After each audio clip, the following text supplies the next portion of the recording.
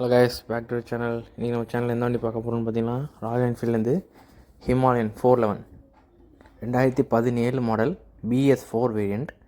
இந்த வண்டியோட sale video தான் பார்க்க போகிறோம். வாங்க பார்க்கலாம். 2017 மாடல். நம்பர் ஆஃப் ஓனர் பார்த்தீங்கன்னா 2 ஓனர் கண்டிஷனில் இருக்குது. இந்த வண்டியோட டோட்டல் கிலோமீட்டர்ஸ் பார்த்தீங்கன்னா 27,000 கிலோமீட்டர்ஸ் ஓடி இருக்குது. வண்டி நீட் அண்ட் க்ளீனாக இருக்கும். வண்டி பார்த்தீங்கன்னா பிளாக் கலர் வேரியண்ட்.